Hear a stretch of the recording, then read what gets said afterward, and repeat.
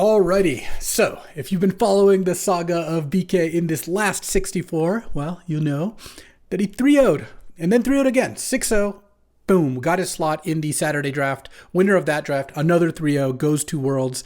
And, well, so our plan was to record that draft. BK was running it solo, in that draft. We both were like, BK's got to take on this challenge himself.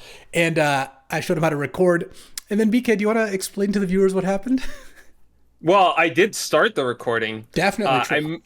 I missed the step of starting the recording, so 48 hours after the recording had started.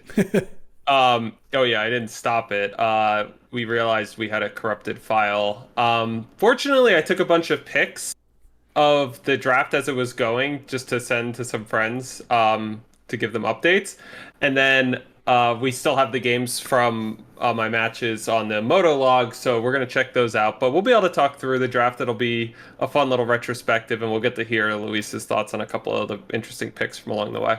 Yep, and I think we've got to give people some closure regardless. But yeah, and also before you chime in the comments that there might have been a way to recover that video and stuff, we decided it was not worth the effort. But yes, I had a 48-hour long video that kind of failed to process. So you know what? You live, you learn. It's all good.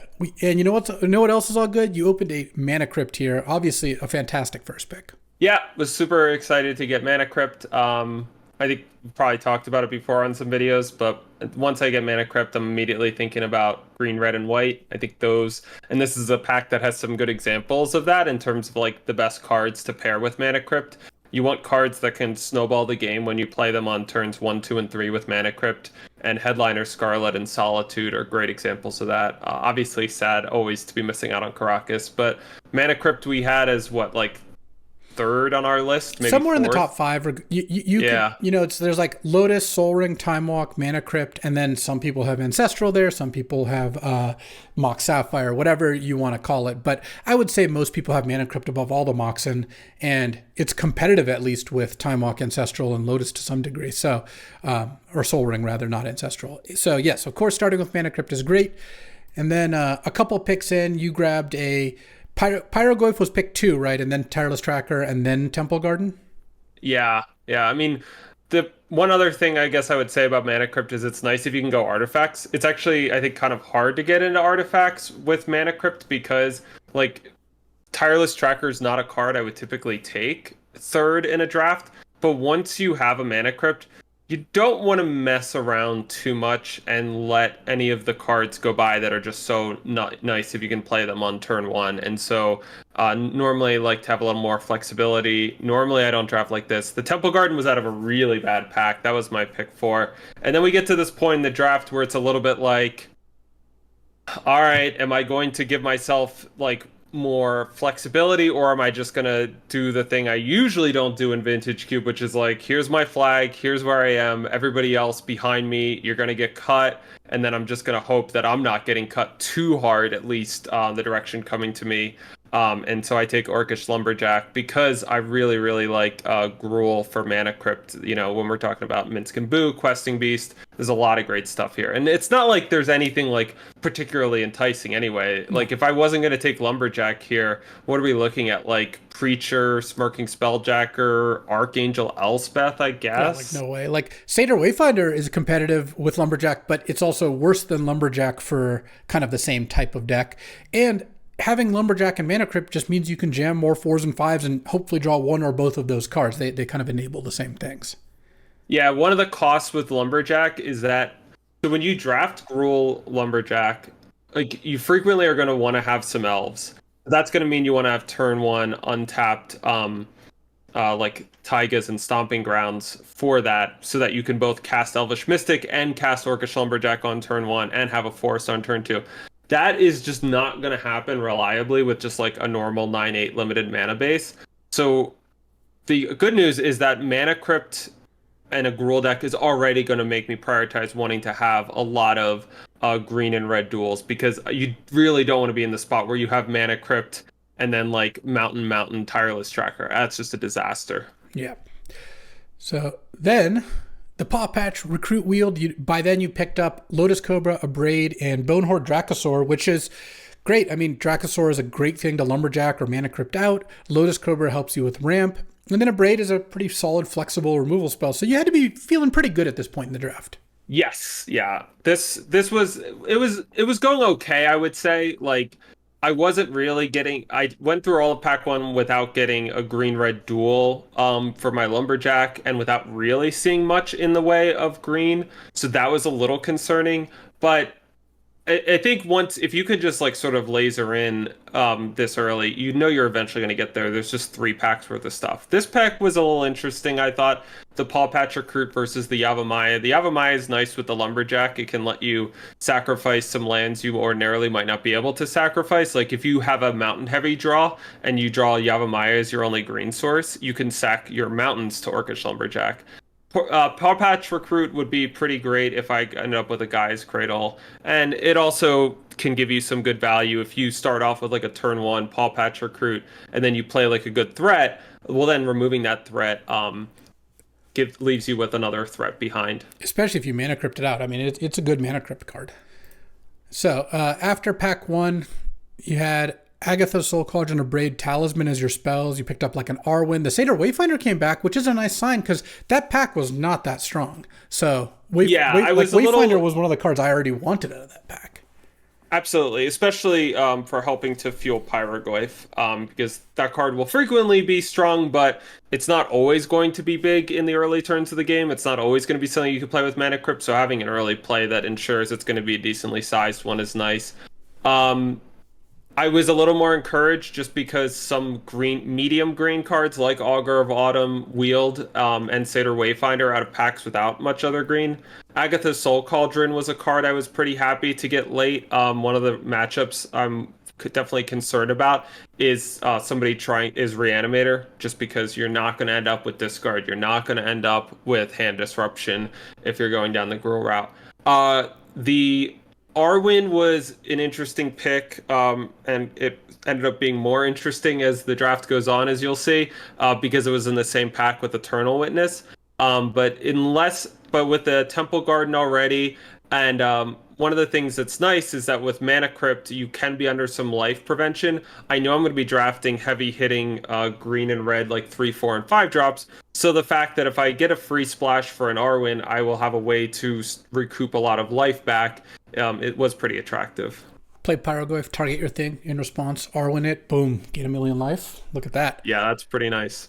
So then, pack 2, boom, Time Walk. This is the time. You open Mana Crypt and Time Walk so far.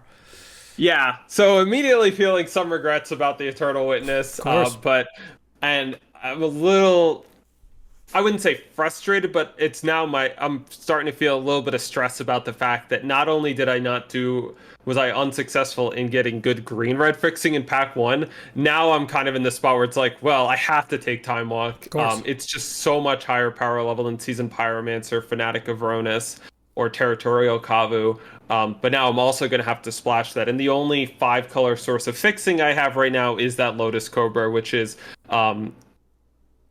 sort of reliable. It's weird. It's like you can do some things where you can hold your Lotus Cobra and for the turn you play Time Walk, but it's not like I know I'm gonna have a smooth mana base right now, but gotta take Time Walk. Yeah, and I have to think that you have Lumberjack and Bonehorde, but you could cut those and maybe just splash a Pyroglyph if you got like a ton of blue this pack, though it didn't seem like you picked up a whole lot of blue. So maybe pack 2 would have more blue. I mean, you had to have been thinking of that as a possibility, I'm sure. Oh, yeah. I guess I could mention that a hard pick I had early on in pack 1 was, so I go Mana Crypt Pyroglyph, and then I had a choice between Tireless Tracker and Remand. Yeah, that's a tough one. Normally the pick would certainly be Remand there. Mana Crypt, of course, does change things. And it did seem like going into green was good. You open Time Walk, and this ends up... So this is kind of where you ended up, right? This is where we're at after pack 2. After pack 2. So walk us through what you got. You got a Taiga and a Windswept Teeth. You had to be happy about that. Yes, that was a big help. I got Noble Hierarch for some more fixing. The Fanatic of Ronus came back. I wheel a Tameo. I think I took the natural order over the Tameo, and then the Tameo wheeled. I got a Pest Oh, Infestation one and of a the things Terra that's nice Thunder. about having Time Walk is no one else has it, so no one else really wants Tameo. Like Tameo, Right. seeing Tameo third after you take Time Walk is just such a blessing because you just couldn't usually wheel it at that point, and you're getting a premium card on the wheel. I got a Fast Bond, a Sentinel of the Nameless City, and Endurance. Fast Bond is such a great pickup because that's sort of like a little bit of redundancy in terms of how my draws are going to play out with Mana Crypt. That's also a nice card with Tameo, when Tameo can otherwise be a little rough when you don't have a Time Walk.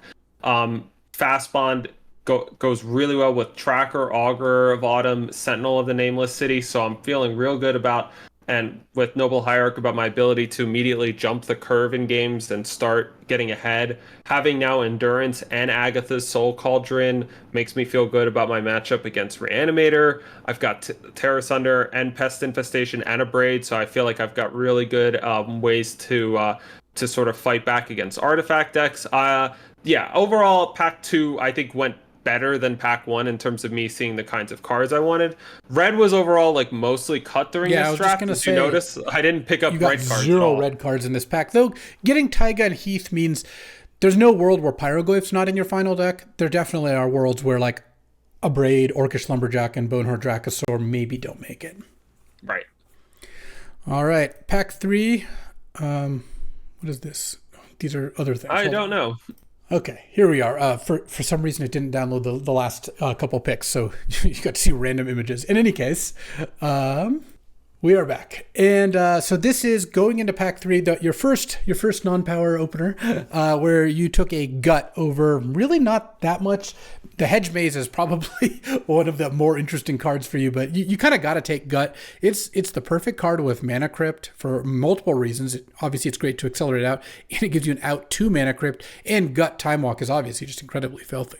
Yeah, it's an incredible amount of damage, right? Like if you just have some material around Gut and Time Walk, like played in the same turn, that's an extra 4 you're putting, and then another 4 on top of that. So your skeletons are dealing like 12 damage plus whatever you had out before. And the Gut it can attack for 2 and also potentially, so it just does so much. Yeah, Hedge Maze was, I think, the card I was most hoping would wheel. Ovenwald Oddity, also a pretty powerful card. And then, at this point, I'm definitely feeling like, even though Fable Passage is going to be pretty close to Evolving Wilds in a lot of spots for me, I would definitely still be interested into it. And I wouldn't write off Escape to the Wilds, though I would say generally looking to attack a little bit more than Escape to the Wilds is doing. So then, kind of midway through pack 2, or pack 3 rather, you got the Hedge Maze back. Yeah, I got a lot of lands out of this pack, Yeah. which was great because I had picked up these random talismans. I had red, white, and red, blue talisman, but I get a Botanical Sanctum, I get a Sacred Foundry, a Steam Vents, no more fetches. I get a Llanowar Elves, a Hex Drinker. Containment Priest was a card I took decently early because I knew I had so much free white. Yeah, you have 4 free white sources in your deck, not counting like Noble Hierarch and Lotus Cobra. Pretty nice. I get Asika's Chariot. I get a Green Sun Zenith. One of the things that didn't go well in terms of Natural Order. yeah, the natural order has already kind of been cut at this point because now we're at the end of the draft, and it's just like I just didn't have any fatties for it. So a little unfortunate. At the point at which I drafted the natural order, I hadn't seen the green fatties, but sometimes they just aren't getting passed to you for a reason. Other people want them to.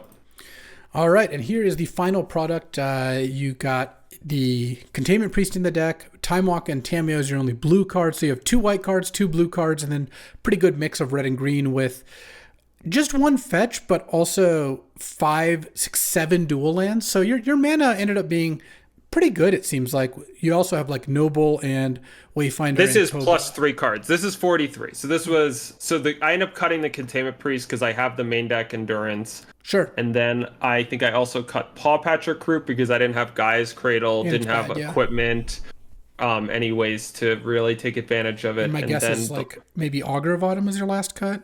yeah, I ended up keeping that one because of Fast Bond. Augur of Autumn and Tribal Flames. And Fast so Bond and Time Walk also both work with the Augur pretty well, and so Yeah. does Tameo. Tameo, knowing your top card helps you select it with Tameo or blow past it if you don't want it. yeah, Tribal Flames was only realistic, was most typically going to be deal like 3 in my deck. You know, if I have a Botanical Sanctum, that's not going to get there without fetch lands and Triomes. It's not like I'm going to have an abundance of types.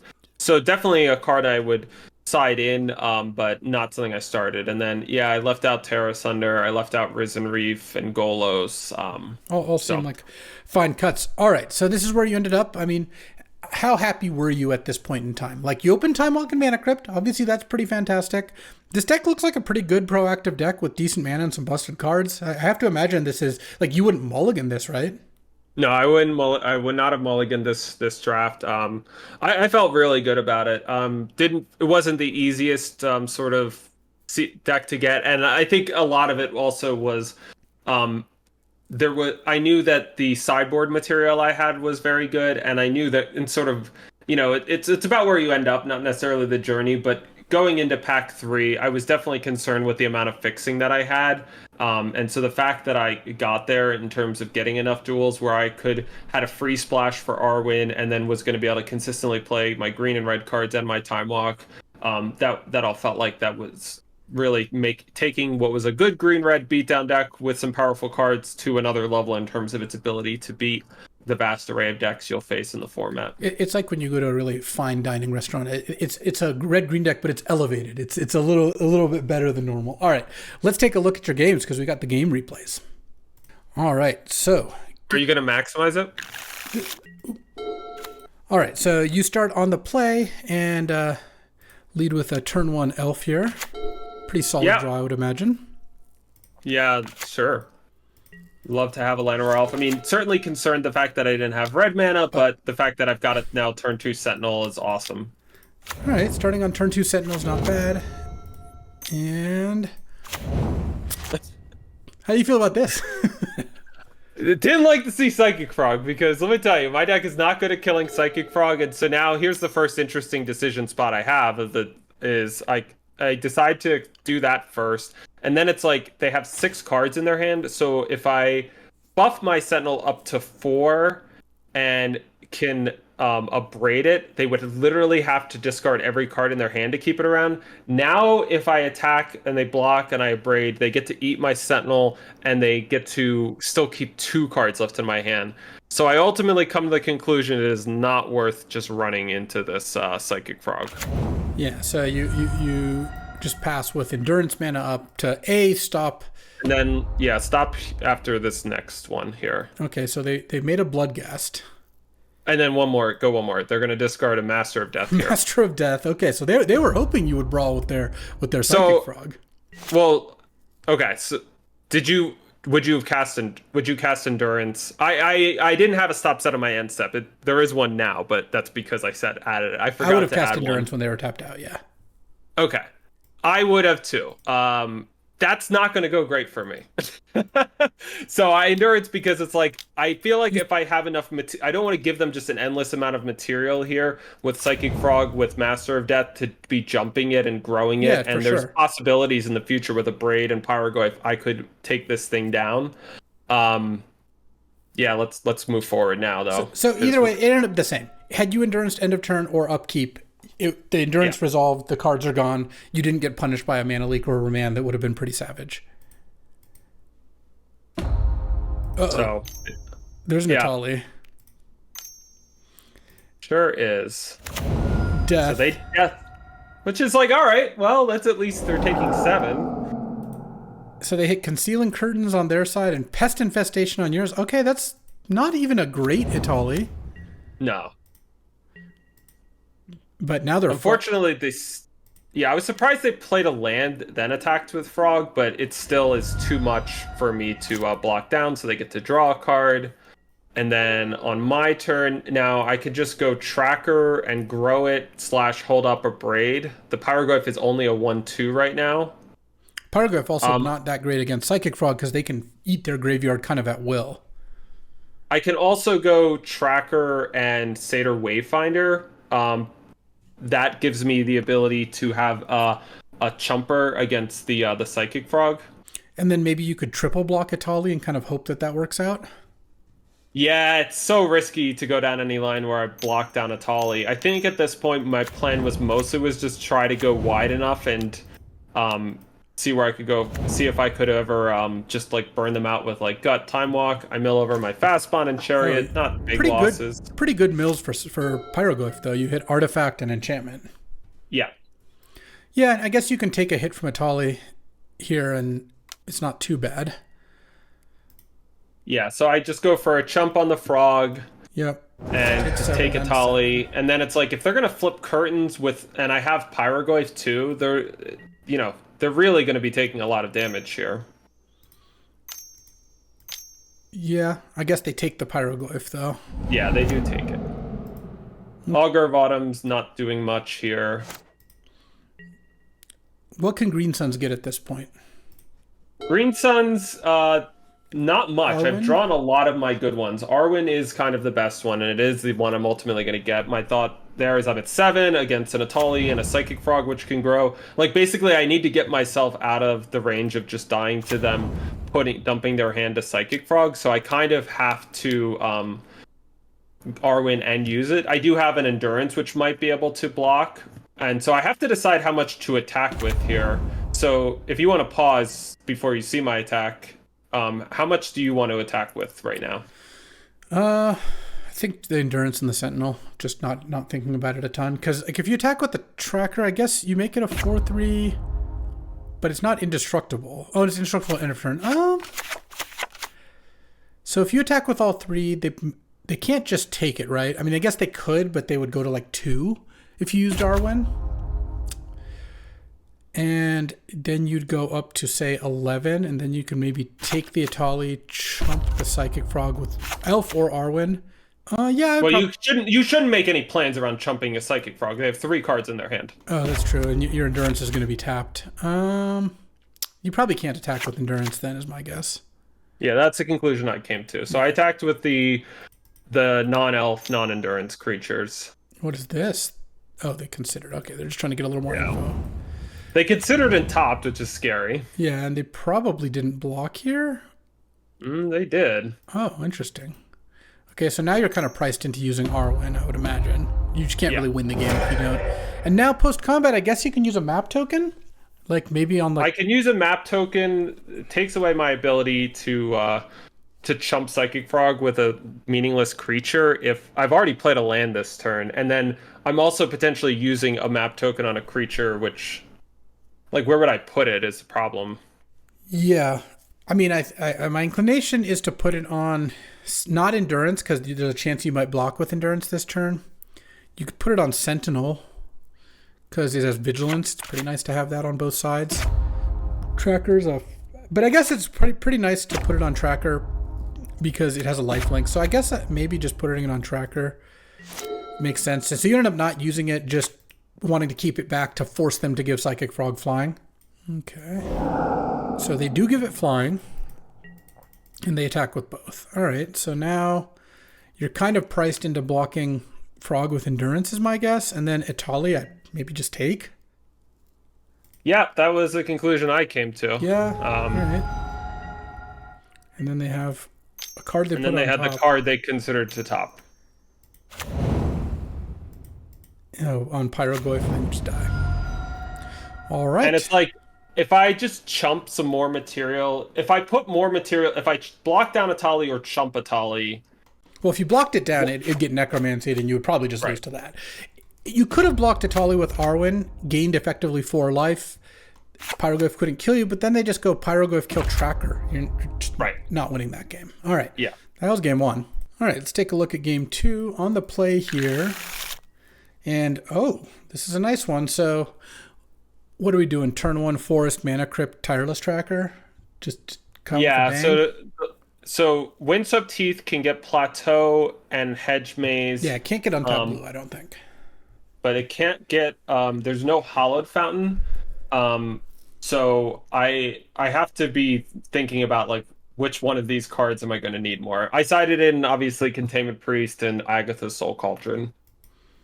Okay, so turn 1 Tracker. I mean, this also, like, it's bad against them playing turn 1 removal, but it gets around them playing a turn 1 Thoughtseize Inquisition, any of those things, and just getting Tracker onto the board seems like it's got to be pretty good. All right, you had to be feeling pretty good about this. Yeah, and like if you don't use the mana there, when are you going to use it on the Mana Crypt? You're never going to use it, basically. So now you went Windswept Heath, pass, and you don't even sack the clue because you want to keep up Containment Priest if something disastrous happens, right? Like if they consider into an animate or, do something like that. Plus, not cracking the clue now protects your hand. Though, that doesn't really matter because if they play a discard spell, they're taking Time Walk anyway. So that part's not super relevant. But you're pretty sure you want to get Hedge Maze here, I would imagine. I need to see what their next turn is. Basically, but yes. I probably am going to get Hedge Maze. Just because it gives you so many more draws to find something. All right, so you crack a clue. And then the worst thing that in the world happens. Oh my god. Oh my god. Wait, they didn't Bowmaster? Oh yeah, I guess your tracker was going to get the counter first. All right, well, they Bowmaster you. You drew a draw white at least? Right. And you keep Endurance on top. Because it seemed like I could potentially get to ambush something this turn if I just go like Lumberjack and leave up Endurance. They might potentially do some attacking. It's possible I'm not supposed to play Lumberjack because they will attack Bowmasters into nothing, but they won't attack into Lumberjack. But and you wanted to save Time having Walk. my mana in case I drew one of my bigger plays was a good thing to do. I did want to save Time Walk, yeah. Oh, and they didn't have a land for the oh no, this is turn 3. Sorry, you've three. taken you have so much stuff in play. Okay, so they have curtains and no attack. And I decided to just run out the Endurance because I have the Priest. Yeah, you don't need it, and you really want to maximize this Time Walk, and you, of course, can't crack clues with a Bowmaster in play, and, without, it's just not very profitable to do that. So yeah, you send with both. I think that's like a pretty clear play.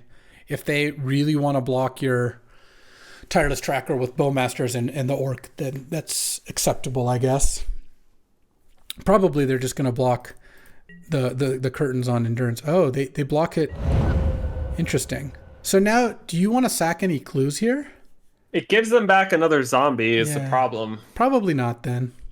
And do I want a Time Walk or do I want to try to wait until a spot where it's more likely to be lethal? They have 2 mana up. They've decent chance they don't have anything, but I mean, there's not that many counters they could have because you can't get mana leaked, and if you get remanded, whatever. I think I would Time Walk this turn. I would just Time Walk and play all my creatures and just start and just try to attack them. I don't know. It doesn't feel like it's getting like a vast amount better.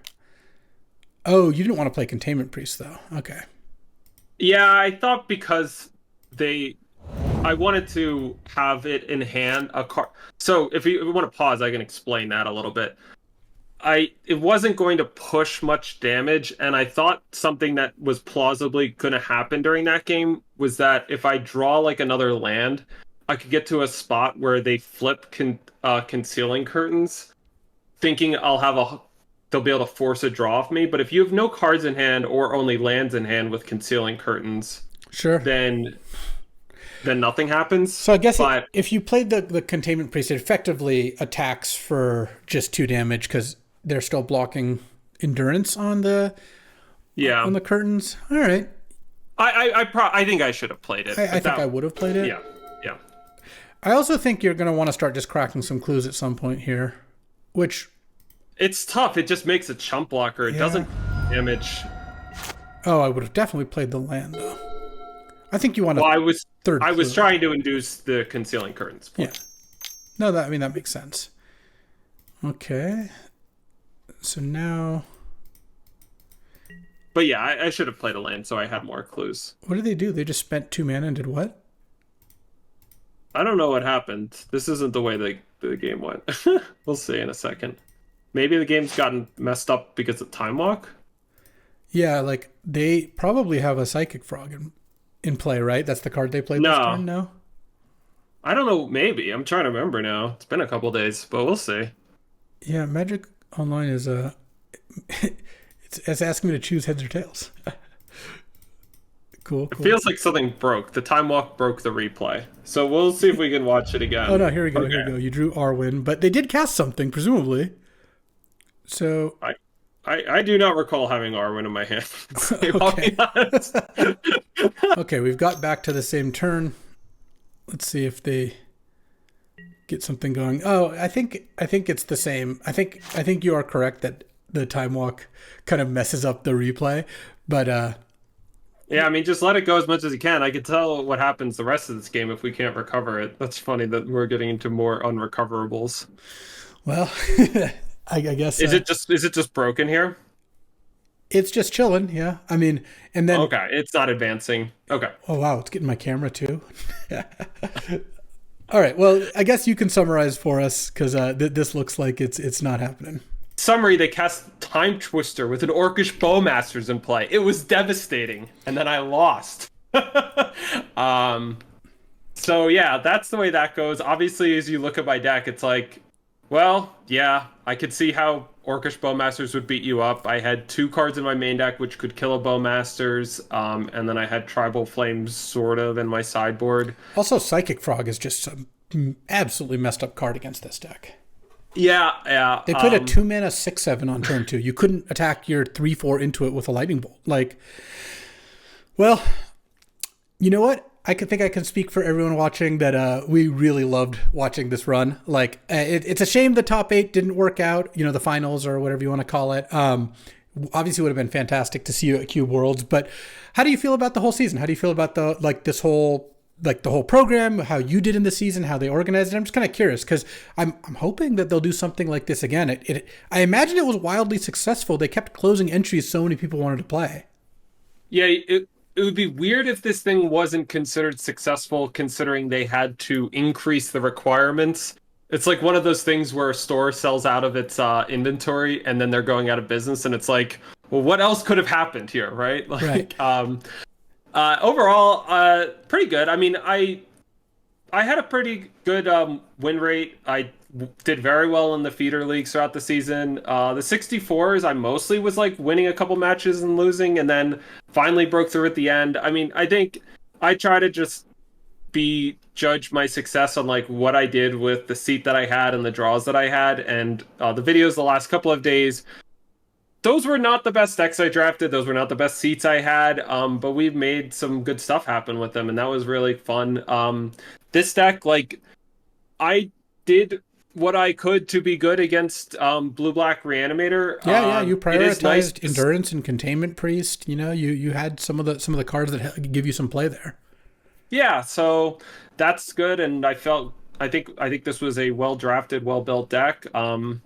There was a couple of interesting spots in the games, but sometimes it's just going to go against your way. And especially, I think that's the thing that you have to adjust more as you rise up the ranks in Magic in terms of the level of competition you're playing, is that sometimes your opponents are just going to have good stuff against you. And the best thing that you can do is to try to like learn the lesson of not overreacting to any particular game and like, oh, I should never draft Gruul again because I can't beat Blue-Black Reanimator. Sometimes you're just going to have bad matchups, and that's okay. And you just make them as good as you can, and then you have to live with the fact that sometimes it's only going to be a 40 or 45% matchup. Overall, I think just in terms of how the feeder league stuff went, I think it's always stressful. I think you felt this, I felt this. You're put in a situation where the incentive is for this given period of time, and luckily those were only like a day and a half on weekends to just play as much Magic as possible, and that increases your best outcomes.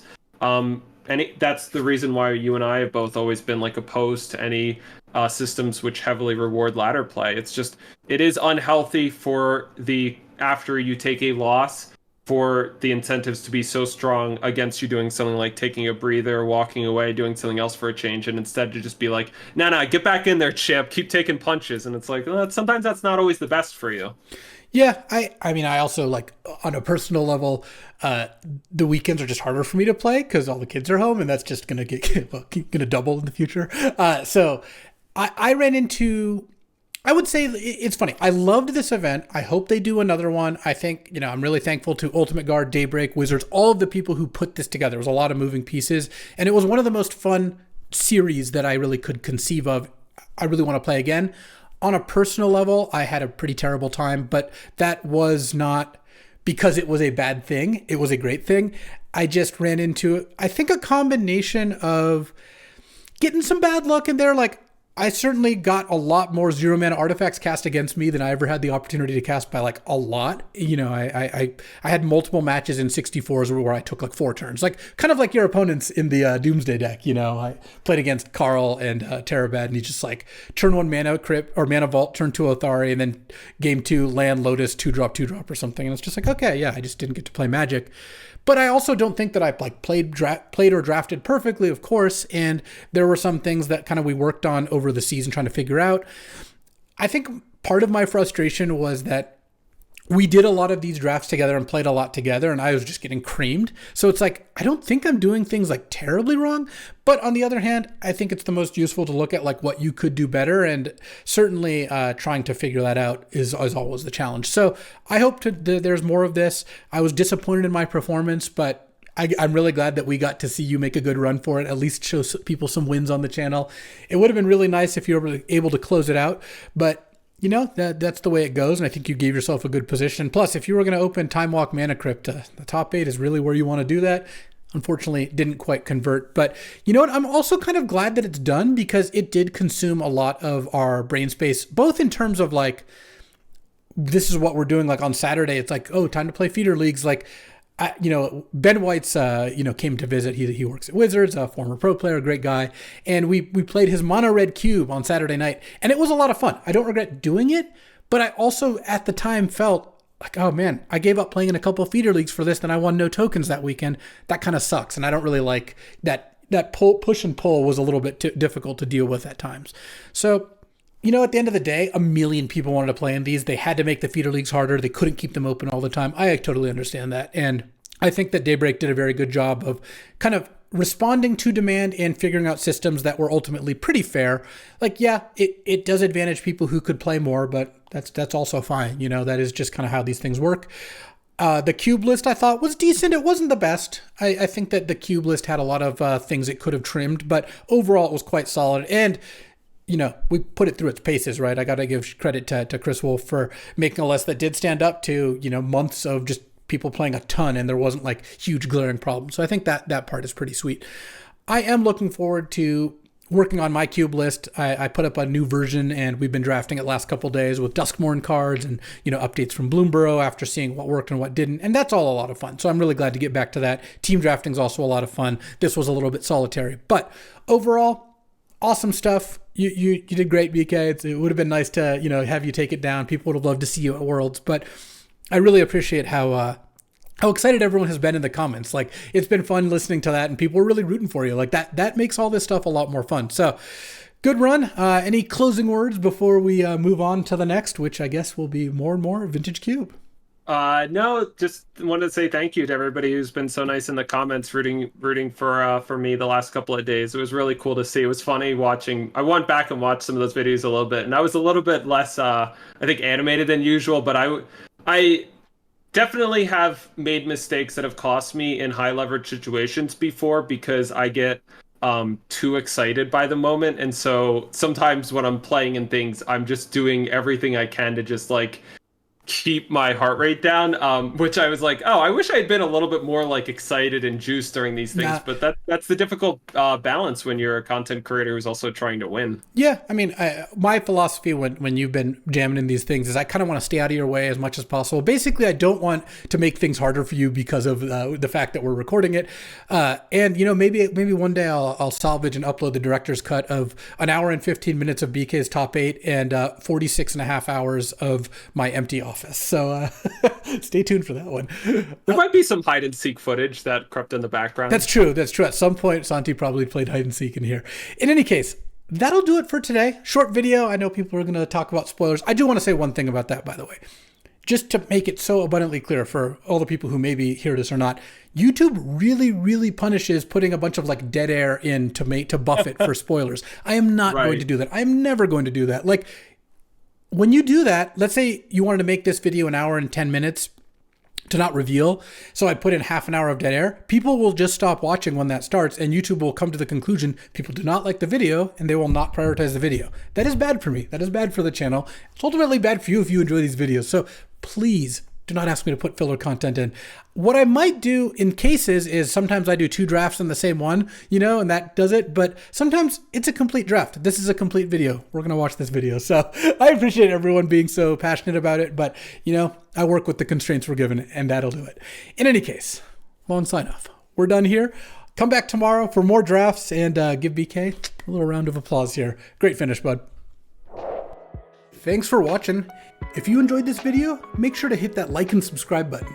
It helps out the channel and you won't miss a single draft.